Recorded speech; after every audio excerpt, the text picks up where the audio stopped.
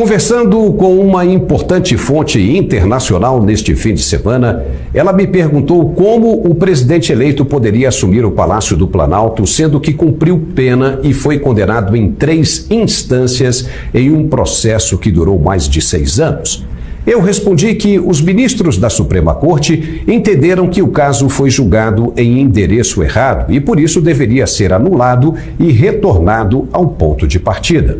Então ela insistiu, mas os crimes aconteceram, as provas foram apresentadas e comprovadas, elas existiram e ainda existem, não são uma obra de ficção, elas estão lá, com denúncias, comprovações e delações. Eu disse sim, mas por causa do tempo o processo não será recomeçado, principalmente pela idade do réu, e todos os crimes deverão ser prescritos. E essa fonte retrucou mais uma vez dizendo: se o réu está velho demais para ser julgado e condenado, ele também deveria ser considerado velho demais para assumir a presidência de um país como o Brasil. Ele deveria ser julgado com rapidez e, se confirmada a condenação, cumpriria a pena ou não, por causa da idade, mas aí a questão do cumprimento seria uma outra coisa. O fato é que ele estaria condenado e não poderia mais assumir a presidência da República. Eu encerrei a conversa dizendo que as provas apresentadas independem de endereço. Elas aconteceram sim, todos sabem e viram durante os 6 anos que durou a Operação Lava Jato. Se o réu concorreu, é porque havia interesse de alguma forma para que isso acontecesse. Essa fonte foi embora me deixando extremamente envergonhado, pois antes de sair, ainda me fez uma última pergunta que eu não soube responder. Como os juízes da Suprema Corte, que tiveram acesso aos autos em profundidade, ainda receberam e cumprimentaram o agora eleito como se ele nunca tivesse sido parte do processo que eles acompanharam do começo ao fim? Não sei, respondi. É difícil de responder. Mas o interesse na anulação das condenações de Lula resultou, na tarde desta segunda-feira, dia 12, na diplomação dos eleitos, presidente e vice. E na manhã do mesmo dia, o senador Flávio Dino, indicado por Lula para ser o ministro da Justiça, concedeu uma entrevista a um site de notícias dizendo que a partir do dia 1º de janeiro de 2023, não serão concedidas anistias pelo governo de Luiz Inácio Lula da Silva e que todas as investigações em curso no país serão mantidas. Ele ressaltou que isso inclui também o atual presidente da República, Jair Bolsonaro. Dino disse que, abre aspas, os crimes já cometidos, portanto, antes de 1º de janeiro, mas que não estarão prescritos, e por não estarem prescritos, não há no mundo cósmico e nem no mundo jurídico uma espécie de anistia mágica no dia do Réveillon. Isso não existe, fecha aspas. Palavras do futuro ministro da Justiça, ou seja, vai começar uma temporada de caça às bruxas. Isso já era esperado e sabido que o governo eleito não daria paz às autoridades do Planalto, pois dentro de uma estratégia de longevidade de poder, tirar de circulação um campeão de votos como é o atual presidente é prioridade máxima. Se Bolsonaro for condenado mesmo pelos crimes que continuarão a ser investigados, como foi dito pelo futuro ministro da Justiça, ele poderá pegar quase que prisão perpétua e ainda ter os direitos políticos cassados, o que o impediria automaticamente de disputar as eleições de 2026 e até a de 2030.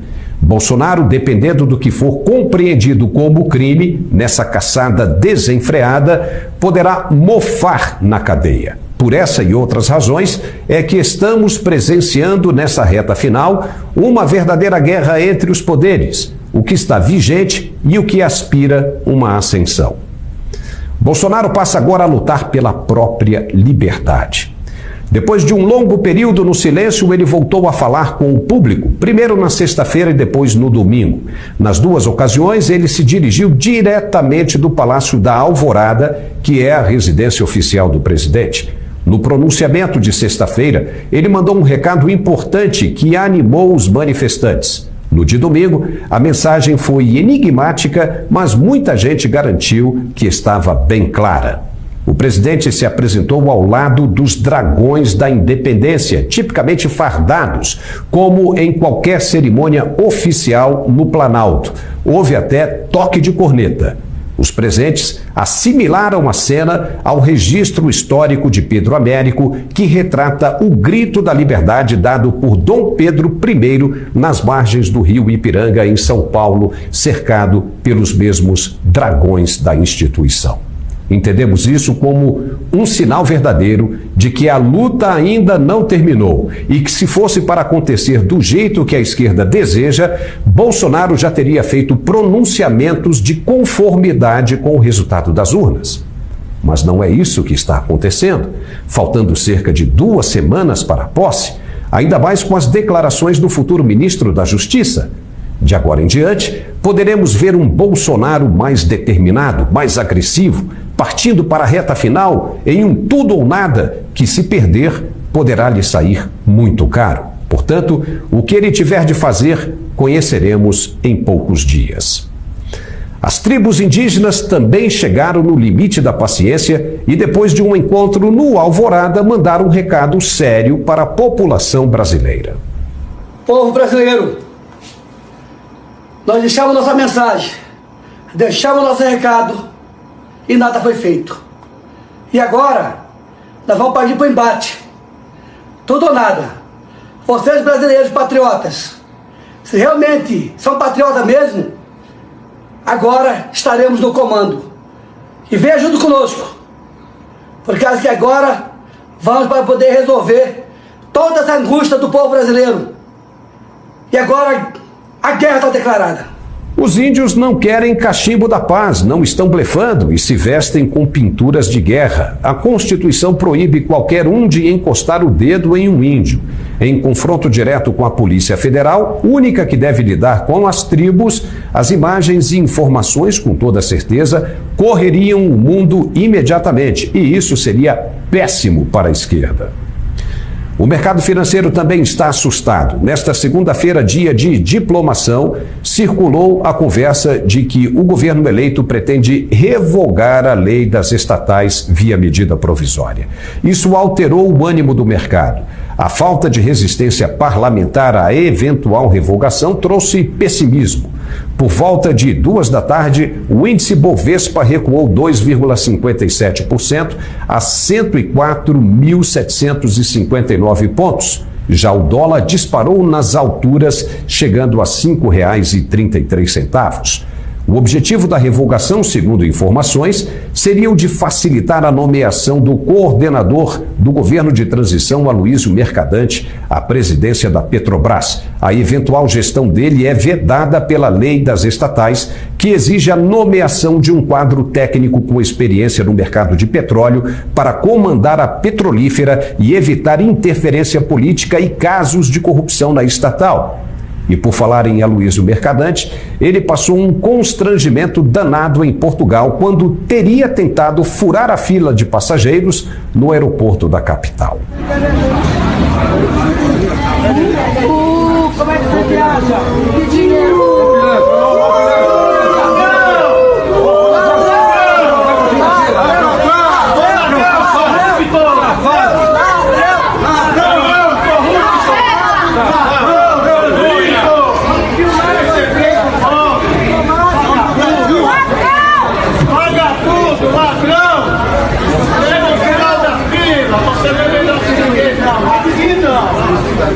Enquanto isso, as manifestações foram bem significativas neste fim de semana por várias partes do país.